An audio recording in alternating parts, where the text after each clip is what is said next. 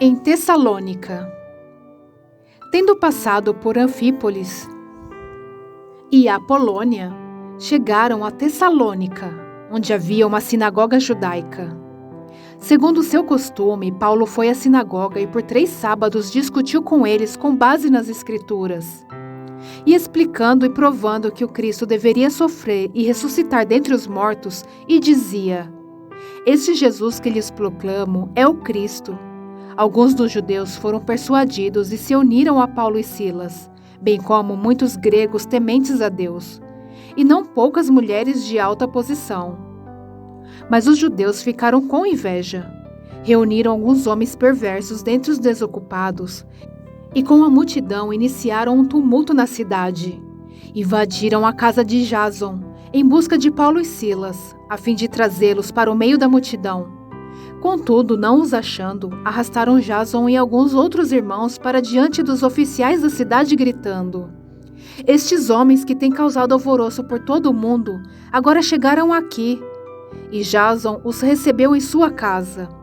Todos eles estão agindo contra os decretos de César, dizendo que existe um outro rei chamado Jesus.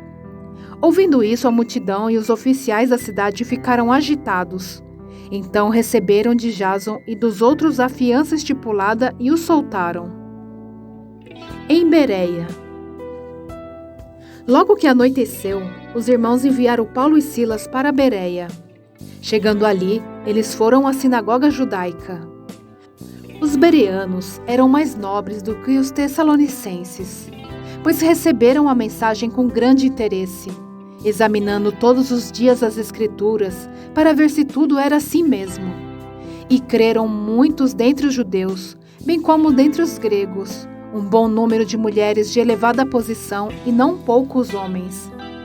Quando os judeus de Tessalônica ficaram sabendo que Paulo estava pregando a palavra de Deus em Bereia, dirigiram-se também para lá, agitando e alvoroçando as multidões. Imediatamente os irmãos enviaram Paulo para o litoral, mas Silas e Timóteo permaneceram em Bereia. Os homens que foram com Paulo o levaram até Atenas, partindo depois com instruções para que Silas e Timóteo se juntassem a ele, tão logo fosse possível. Em Atenas. Enquanto esperava por eles em Atenas, Paulo ficou profundamente indignado ao ver que a cidade estava cheia de ídolos. Por isso discutia na sinagoga com judeus e com gregos tementes a Deus, bem como na praça principal todos os dias com aqueles que por ali se encontravam. Alguns filósofos, epicureus e estoicos começaram a discutir com ele. Alguns perguntavam: O que está tentando dizer esse tagarela? Outros diziam: Parece que ele está anunciando deuses estrangeiros.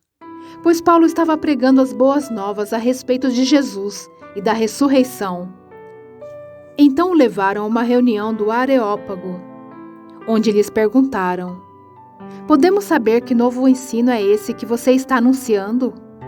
Você está nos apresentando algumas ideias estranhas e queremos saber o que elas significam. Todos os atenienses e estrangeiros que ali viviam não se preocupavam com outra coisa senão falar e ouvir as últimas novidades. Então Paulo levantou-se na reunião do Areópago e disse: Atenienses, vejo que em todos os aspectos vocês são muito religiosos, pois andando pela cidade, observei cuidadosamente seus objetos de culto e encontrei até um altar com esta inscrição: Ao Deus desconhecido. Ora, o que vocês adoram apesar de não conhecerem, eu lhes anuncio. O Deus que fez o mundo e tudo o que nele há é o Senhor dos céus e da terra, e não habita em santuários feitos por mãos humanas. Ele não é servido por mãos de homens, como se necessitasse de algo, porque ele mesmo dá a todos a vida, o fôlego e as demais coisas. De um só fez ele todos os povos, para que povoassem toda a terra, tendo determinado os tempos anteriormente estabelecidos e os lugares exatos em que deveriam habitar.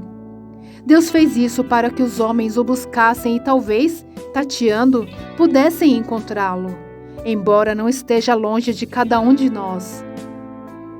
pois nele vivemos, nos movemos e existimos. Como disseram alguns dos poetas de vocês, também somos descendência dele. Assim, visto que somos descendência de Deus, não devemos pensar que a divindade é semelhante a uma escultura de ouro, prata ou pedra, feita por arte e imaginação do homem.